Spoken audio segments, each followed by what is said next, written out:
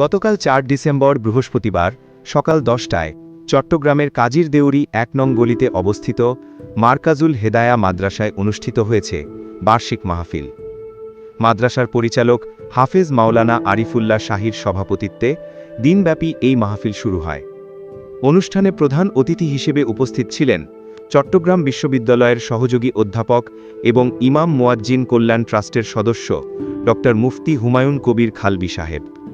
প্রধান আলোচক হিসেবে উপস্থিত ছিলেন চট্টগ্রাম জামিয়াতুল ফালা বিশ্ব মসজিদের ইমাম এবং আগ্রাবাদ পুলিশ লাইন জামে মসজিদের সম্মানিত খতিব আলহাজ হাফেজ মাওলানা মনসুরুল হক জিহাদি সাহেব।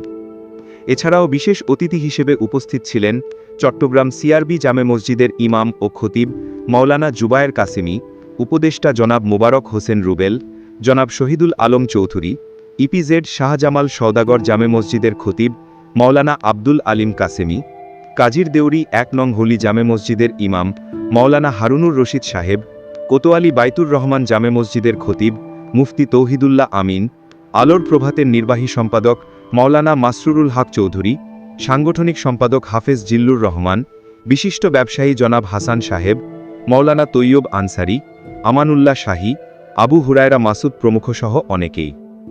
বক্তারা বলেন, একটা ছেলেকে যদি হাফেজে কোরআন বানাতে পারেন তাহলে আপনি একজন সৌভাগ্যবান ব্যক্তি। তবে শর্ত হলো আপনার ছেলেকে আমলদার বানাতে হবে, কারণ কোরআন মজিদ যারা হেফজ করে আমল করে তাদের মর্যাদা রয়েছে। আল্লাহ পাক তাদের মর্যাদা ঘোষণা করেছেন, এক একটি আয়াত তিলাওয়াত করে তাদেরকে এক একটি আসন উপরে উঠানো হবে, তাদের মা বাবাকে মুকুট পরিধান করা হবে এবং কমপক্ষে ১০ জনকে তারা সুপারিশ করে জান্নাতে নিতে পারবে।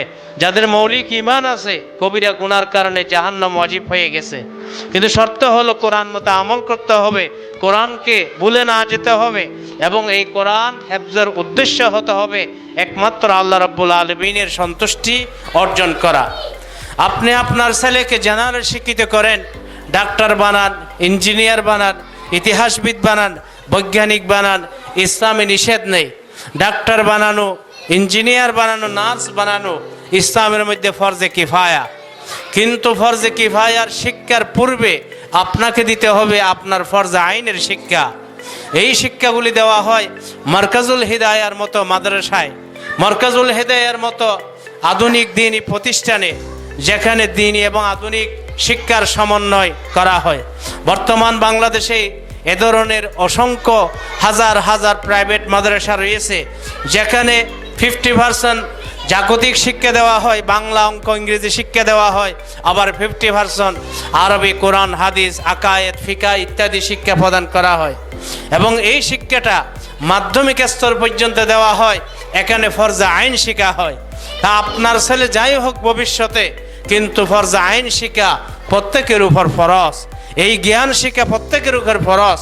মহানবী সাল্লাল্লাহু আলাইহি ওয়াসাল্লাম বলেছেন, তালাবুল ইলমি ফরিজাতুন আলা কুল্লি মুসলিম, প্রত্যেক মুসলমান নরনারীর উপর এই ফরজের জ্ঞান শিক্ষা, এই প্রয়োজনীয় জ্ঞান শিক্ষা ফরজ।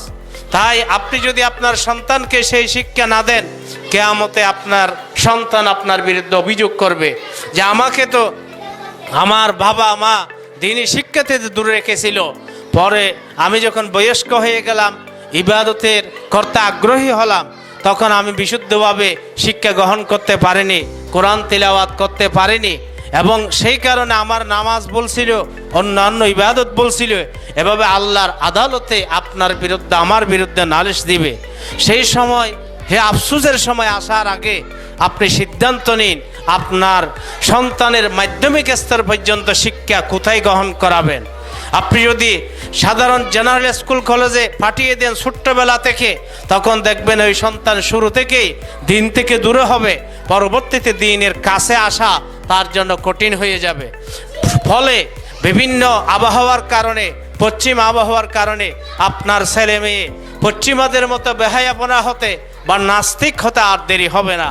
তাই সেই কারণে যারা আপনার অভিভাবকরা এখানে এসেছেন, আপনাদের সন্তানকে মারকাজুল হিদায়ার মতো মাদ্রাসাকে সিলেক্ট করেছেন, এটা অবশ্যই আল্লাহ পাকের পক্ষ থেকে একটা তৌফিক। তবে আমি আশা করি এই মারকাজুল হিদায়ার মাধ্যমে আপনাদের সন্তান ফরজে আইনের শিক্ষা পাবে, সুশিক্ষা পাবে, অত্র প্রতিষ্ঠানের প্রতিষ্ঠাতা পরিচালক হাফেজ মাওলানা আরিফুল্লাহ সাহেব সুদক্ষ একদল শিক্ষক মণ্ডলী টিমের মাধ্যমে তিনি এই প্রতিষ্ঠান চালিয়ে নিয়ে যাচ্ছেন। ডক্টর মুফতি হুমায়ুন কবির খালবি সাহেবের মোনাজাতের মাধ্যমে অনুষ্ঠানটি সমাপ্ত হয়। আয় আল্লাহ, যত মুরব্বীগণ ইন্তেকাল করেছেন আয় আল্লাহ তাদের কবরের আযাব ক্ষমা করে দিন। রব্বির হামহুমা কামা রব্বায়ানি সগীরা। ওয়া সাল্লাল্লাহু তাআলা আলা খাইরি খালকিহি ওয়া আলিহি ওয়া আসহাবিহি আজমাইন। ওয়া জাল আখির কালামিনা ইনদাল মাউত শাহাদাত আল্লা ইলাহা ইল্লাল্লাহু মুহাম্মাদুর রাসূলুল্লাহ।